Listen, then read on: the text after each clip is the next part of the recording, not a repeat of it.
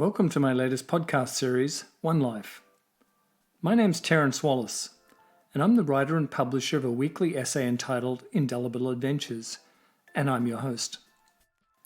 This podcast series sets out to prompt and challenge your thinking about life and what it means to really live your life. I'll share with you my insights and personal experiences with the sole objective of getting you to reflect and think about your approach to living your best life. So let's get started. This week's episode is entitled Just a Thought.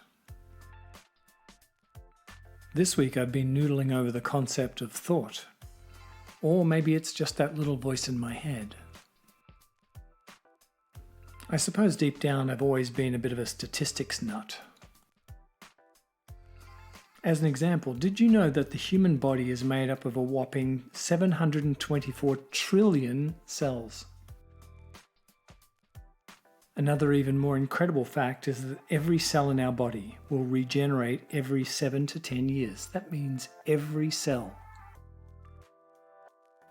So not only is your body a finely tuned machine, but it's always creating new cells at a blistering pace, over 1 trillion cells per year by my count. Staggering, isn't it? But then you're like, so what? So keep with me here. So how about in the brain?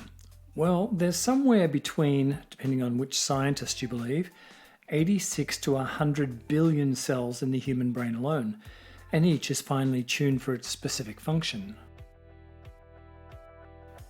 I guess the part that I find most fascinating is that even though our brain cells are constantly regenerating over the course of our lives, we can still retain memories, often decades on. I suppose it's a bit like software upgrade on your computer. Your data persists even though there is an updated software that runs it.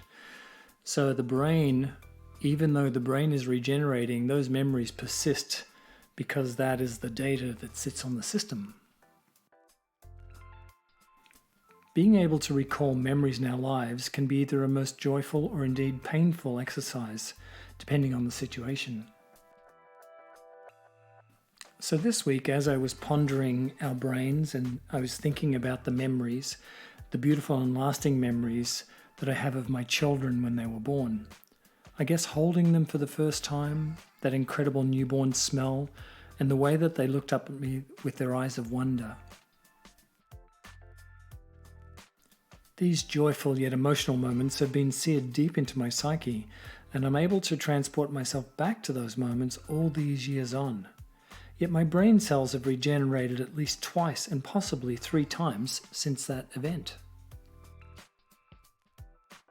One thing is clear, and that is that our brain makes value judgments with every conscious thought.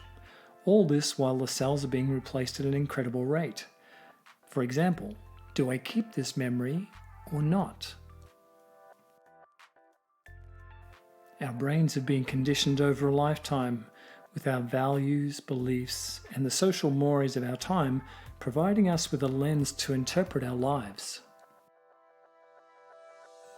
The brain then places a value and judges every conscious thought, some good, others not so much.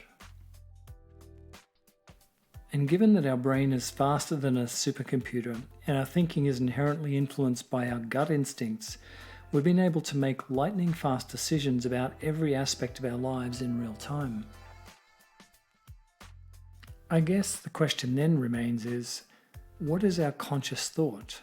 Is it shaped by our DNA or by the lens of our current world? Clearly there's no simple answer, as both I'm sure are at play in some way. As an example, what was considered the societal norms in ancient times may be seen as barbaric or even cruel today. Everything evolves, including our brain, as it adjusts to the current world in which we live, and therefore molded by these influences, yet our DNA exists as a foundation. Now, this is particularly evident with the scientific and technological breakthroughs that our brains need to work faster and smarter to keep up. But as you can see with the younger generations, and my kids included, Their ability to multitask and function at a highly cognitive rate is absolutely incredible. Seemingly, with each passing generation, it seems that the brain is pushed to learn at a constantly quickening pace.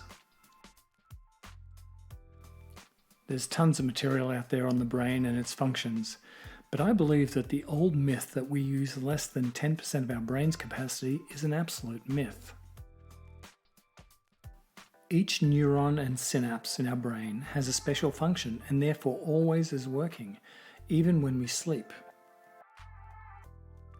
And I suppose this is why sleep is so important to the human body, so that it can take a break from the stresses of conscious thought and regenerate itself, all the while keep working at its normal function.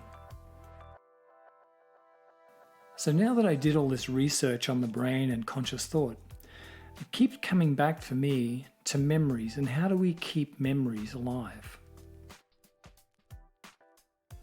I believe it comes down to our ability to connect our senses and emotions to a special moment in time and thus make it memory-worthy.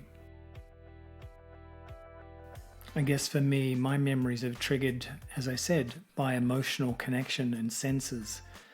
Even now, when I think back to the birth of Zach and Sam all those years ago, I get emotional just thinking about that time. I want you to take a moment right now to think back to a special memory that you have and you're able to recall. I guarantee that it brings with it emotions and includes multiple senses. And because we're, as human beings, we're able to connect our emotions and senses to a moment in time, I think this also makes it difficult to rid ourselves of trauma. As we take the good with the bad, our psyche and brain unable to separate the two equally emotional experiences, to keep one as a memory and one not. For me personally, I believe that memories are the flavoring of our lives. It adds that special sauce and makes each of our lives so interesting and different from someone else's. Even if we experience something together with a friend or a loved one or a family member, each of us will interpret the moment differently and perhaps take away a very different memory from that experience. An important aspect of living my best life is having the ability to recall and relive those special moments. And I know these add a layer of richness and satisfaction to my life. And I also know that taking some time to relive those memories and enjoy every little moment of them is important for each of us. So, what are you going to do? What memories are you going to remember and recall and relive? But more importantly, enjoy all over again. If you'd like to learn more about Indelible Adventures and the products and services we provide, please take a moment to visit the website at www.indelibleadventures.com. Indelible Adventures is one word. Thanks for listening and look forward to hosting you again very soon.